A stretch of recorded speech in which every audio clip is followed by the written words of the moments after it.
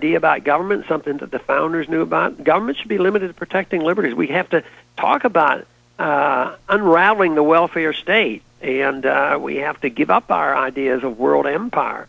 And that is the most important thing a president could do. In the meantime, the policy ought to be shrink the size of the government, decrease the regulation, work toward the sound money, remove the authority of the Fed to create money out of thin air, and get tax reduction. We need radical tax reduction. They want more money in the economy.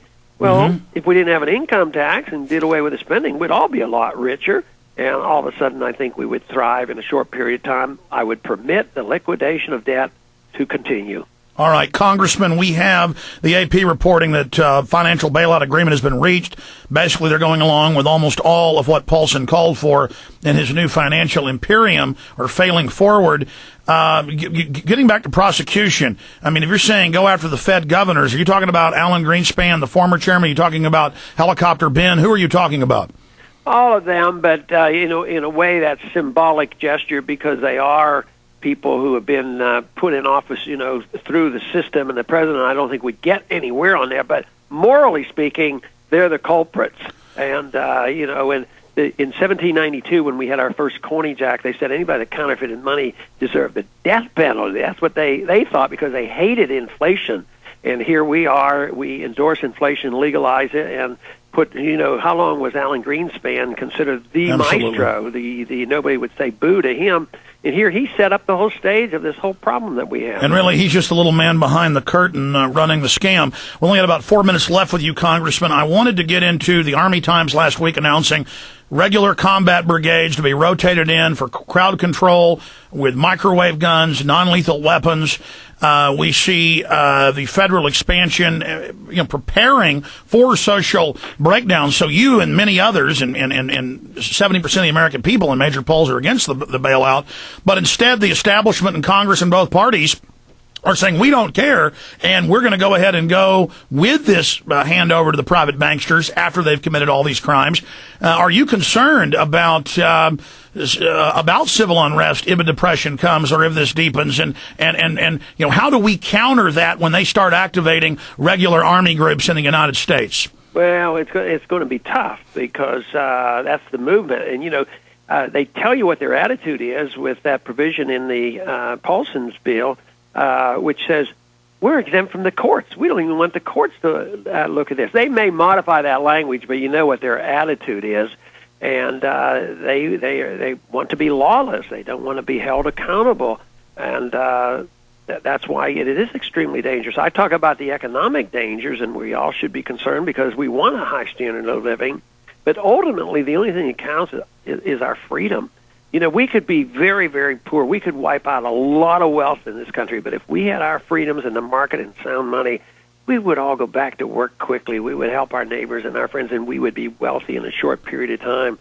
So that's why what you're talking about, are we going to have martial law, or are we going to have more freedoms? And the more problems that we have, the more likely is that we're going to have martial law. So I do think they anticipate and make plans for these things.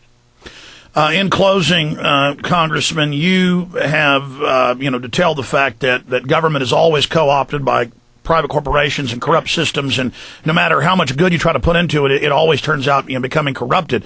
But at the same time, people losing their homes, companies falling apart, the real economy being raided by Wall Street right now with the previous bailout money, banning the shorting only on themselves, but then turning the dogs loose on the real economy. I know you're against the bailout of the bankers. Is it a lesser evil to have some type of bailout of the infrastructure itself because we're like an emaciated person that's been thrown up on the shore? Or what do you say to that? And what do you mean by infrastructure? Are you talking about material infrastructure, roads, highways, and things? Well, all of it, and then people losing their houses. I mean, if we're going to have a bailout, shouldn't it be of the American people? I know that's bad too, but isn't that better? On principle, I wouldn't endorse that, but I also always have a program of transition. If money is to be spent, we have to pay for it. Just recently, we had a disaster relief program, and I voted against it, and I did because we don't have the money. But I'm not against doing some of that, but I'm against building the deficit to do it. I would cut, if we need $10 billion for survival reasons here or infrastructure, I would cut $20 billion overseas, put 10 against the deficit, and use 10 here at home. And that's not perfect, but it's so much better than continue to spend money and expand our programs overseas and getting ourselves into so much trouble. So the lesser of two evils. Well, I certainly agree with you there. This is the final question, Congressman. They're saying that they're going to go ahead and go with the bailout. Do you think that's going to fall apart, or do you think the scaremongering by both parties' leaders of imminent depression is going to get this rammed through? And then down the road, how bad do you think this will accelerate the hyperinflation? Well, it's going to be inflationary, but it might calm the markets for a little while, but it will not solve the problem. It just delays the inevitable. But yesterday I would have said, boy, there's no way they can get these votes. Today, arm twisting and giving everybody benefits and boosting this package up and passing out more funds, it looks like they're going to defy the American people. And it tells you how close the two parties are, because you see all of a sudden, you don't see McCain and Obama fighting over this. They both endorse these bailout principles. And you see Clinton endorsing basically McCain. I mean, it's a love fest. So that tells you that they are in charge, and you know that we've complained a lot about the political system and why anybody who truly objects to the establishment can't get very far in today's establishment. Is that why you're endorsing Chuck Baldwin over the Republican candidate?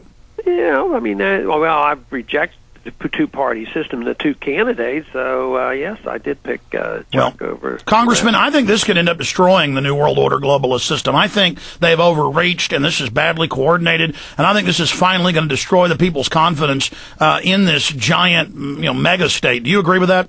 I think that's a possibility, because I think they get to the point where they think they're like God and they can control everything. They don't realize the market really is more powerful than all the bankers and all the politicians. The markets rule. It just takes time, and it's sorting out who's going to be the victims and all. They think they have control, but ultimately, it's the underground economy that is the real economy. So I think they could overstep themselves, and hopefully we can come out with a better world afterwards. Well, we're really blessed to have you up there watching the banking crime syndicate there on the House Banking Committee, Congressman, and we just want to thank you. Please plug some of the websites and the book or any other information or any congressional websites that people might want to check into. Okay, if you go to ronpaul.org, you can go to all my websites, but the most significant right now is Campaign for Liberty. But either one will find me. I'm found very easily on the Internet. Sir, thank you for your time. Take care. Okay, thank you very much. You bet. There goes Congressman Ron Paul spending 20 minutes with us today. We appreciate him taking the time out to do that in his busy schedule. I know we have loaded phone lines here. When you hear a caller hang up, means you can get involved on air. 1-800-259-9231. I'm going to go to your calls, but I'm going to go to them in rapid succession. For me, that means extremely slow. But on this call list, John, who is up next? Matt in the UK. Matt in the good old UK. You're on the air. Go ahead.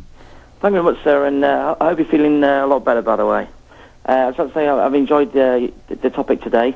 Yeah, I just want to mention very quickly, I know you got a lot of calls and to your show. It's basically, I watched the Bush thing yesterday in the UK, and I just want to mention that basically where I live in the UK, there's a lot of houses been repossessed, and what the councils are doing is obviously the ones that have been repossessed, they're going to privatise and rent them out. It's very, very scary times in the UK. Explain that again. They're going to privatize them. Who is going to privatize them? The local councils, or the councils in the UK, all the houses, like where I live in the UK, has got the highest repossession rate in the UK. And what they're going to do is all the houses that have been repossessed, the councils are going to buy them off the government and obviously rent them out. So obviously the government. I saw some plans of that. So you have government engaging in predatory activity at every level. And, of course, the United States has said it's going to, quote, bail out the British banks. They're talking about £200 billion, or that's $400 million plus dollars, just in the UK with your 70 million or 80 million people over there. I mean, think about the magnitude of this. And so the people pay for the bailout. and then they get their houses taken, and then government takes your tax money locally and buys the houses again. So really the banks are being paid. That's just like in the U.S. they're saying top dollar will be paid for the junk securities and the derivatives and then the good homes and the bad homes, all of it, by the taxpayer. Top dollar, and then we get to have our houses taken. I mean, it's just crime on crime on crime, and just a mindless public, just no idea what's even going on. They're just absolutely, like, people have had their